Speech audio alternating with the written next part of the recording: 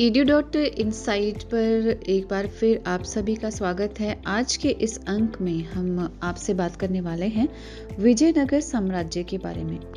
विजयनगर साम्राज्य दक्षिण भारत का सबसे गौरवशाली साम्राज्य था। इसकी राजधानी का नाम था हम्पी।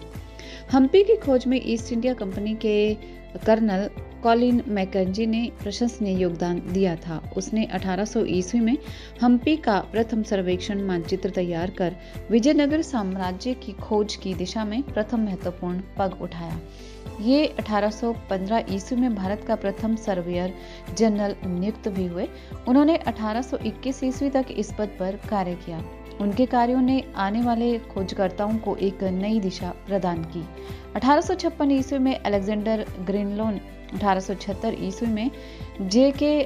फलीट एवं 1902 में जॉन मार्शल ने हम्पी पर जो है वो नया प्रकाश डाला, यानी कि हम्पी के बारे में नई कुछ खोजें की। उनके प्रयास विजयनगर साम्राज्य के इतिहास के पुनर्निर्माण में बहुमूल्य सिद्ध हुए। 1986 ईस्वी में यूनेस्को द्वारा हम्पी को विश्व पुरातत्व स्थल घोषित भी किया गया। निसंदेह ये एक महान उपलब्धि थी। विजयनगर साम्राज्य की स्थापना की अगर हम बात करें तो इसकी स्थापना 1336 ईस्वी में हरिहर एवं बुक्का नामक दो भाइयों ने की थी। इस साम्राज्य पर 4 राजवंशों संगम 1336 से 1485 ईस्वी तक, सलूब वंश ने 1485 से 1505 ईस्वी तक और तुलुव ने 1505 से 1570 ईस्वी तक, इसके साथ ही अराविदो वंश ने 1570 से 1674 ईस्वी तक शासन किया था। इनमें कृष्णदेवराय को तुलुव वंश से संबंधित था, जो कि विजयनगर साम्राज्य का सबसे प्रसिद्ध एवं शक्तिशाली शासक माना जाता है। उसने 1509 ईस्वी से 1529 ईस्वी तक शासन किया। कृष्णदेवराय ने अपने शासनकाल के दौरान न केवल विजयनगर साम्राज्य का विस्तार ही किया, अपितु इसे अच्छी प्रकार से संबंधित और संगठित भी किया। निसंदेह कृष्णदेवराय के शासनकाल में विजयनगर साम्राज्य अपनी उन्नति के शिखर पर पहुंच गया था। 23 जनवरी 1565 ईस्वी को अहमदनगर, बीजापुर, गोलकुंडा एवं बीदर की संयुक्त सेनाओं ने तालीकोटा अथवा राक्षस तंगड़ी की लड़ाई में विजयनगर साम्राज्य की सेना को करारी पराजय दी। वास्तव में ये लड़ाई विजयनगर साम्राज्य के लिए बहुत घातक प्रमाणित हुई। 1570 ईस्वी में विजयनगर साम्राज्य में अरविदो वंश की स्थापना हुई। इस वंश के शासकों ने पहले पेनुकोंडा और बाद में चंद्रगिरी को अपनी राजधानी बनाया था। 1674 ईस्वी में महान विजयनगर साम्राज्य का अंत हो गया। विजयनगर साम्राज्य के शासकों, जिन्हें राय कहा जाता था, ने एक कुशल शासन व्यवस्था की स्थापना की थी। इनका प्रमुख उद्देश्य प्रजा की भलाई करना था। विजयनगर साम्राज्य के शासकों के पास यद्यपि असीम शक्तियां थीं, किंतु वे इनका कभी भी दुरुपयोग नहीं करते थे। प्रशासन की कुशलता के लिए विजयनगर शासकों ने अपने साम्राज्य को मंडलों, यानी कि प्रांतों, नाडुओं जिन्हें जिला कहा जाता था, स्थलों जिन्हें परगना कहा जाता था, और गांव में विभाजित किया हुआ था। इनकी देखभाल के लिए ईमानदार एवं मेहनती अधिकारियों को नियुक्त किया जाता था। अमर नायकों की विजयनगर साम्राज्य में उल्लेखनीय भूमिका रहती थी।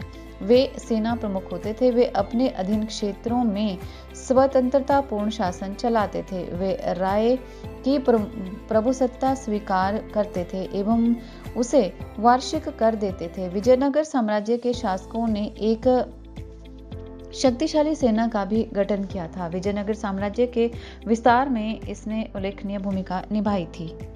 हम्पी की अगर हम बात करें, हम्पी की खोज की हम बात करें तो हम्पी विजयनगर साम्राज्य की राजधानी का नाम था। इसकी खोज में कर्नल कॉलिन मैकेंजी ने एक उल्लेखनीय योगदान भी दिया था। वो ईस्ट इंडिया कंपनी में नौकरी करता था। उसने एक इंजीनियर, सर्वेक्षक एवं मानचित्रकार के रूप में ख्याति अर्जित की थी। उसने 1800 ईस्वी में विजयनगर की यात्रा की थी। उसने हम्पी का प्रथम सर्वेक्षण मानचित्र तैयार किया। इसे तैयार करने में विरूपाक्ष एवं पंपा देवी के पुरोहितों ने एक महत्वपूर्ण जानकारियां उसे प्रदान की थी। उनके उल्लेखनीय योगदान को देखते हुए ही उन्हें 1815 ईस्वी में भारत का प्रथम सर्वेयर जनरल बनाया गया था। वो 1821 ईस्वी तक इस पद पर रहे। इस पद पर रहते हुए उन्होंने भारत के अतीत को अच्छे ढंग से समझने एवं उस पर कुशल शासन करने के उद्देश्य से ऐतिहासिक स्थलों का सर्वेक्षण करना एवं स्थानीय परंपराओं का संकलन करना आरंभ किया था। उनका कथन था कि ब्रिटिश प्रशासन के सुप्रभाव में आने से पहले दक्षिण भारत खराब प्रबंधन की दुर्गति में लंबे समय तक जूझता रहा था।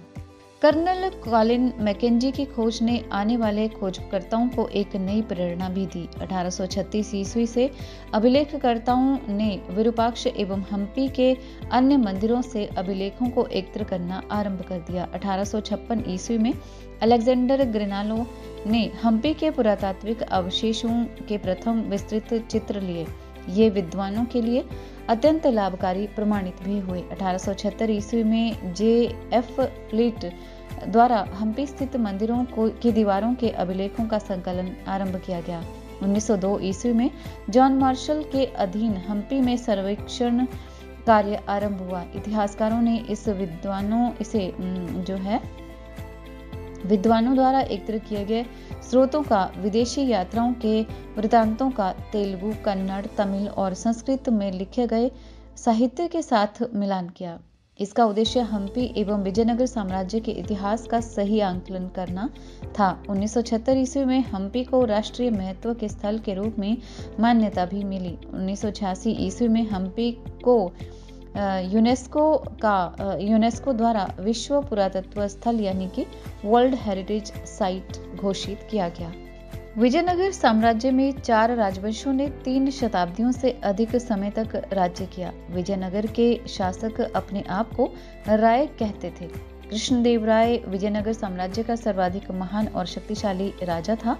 उसके शासनकाल में विजयनगर साम्राज्य अपने चरमोत्कर्ष पर पहुंच गया था। विजयनगर साम्राज्य की शासन व्यवस्था बहुत अच्छी थी और प्रजा समृद्ध थी।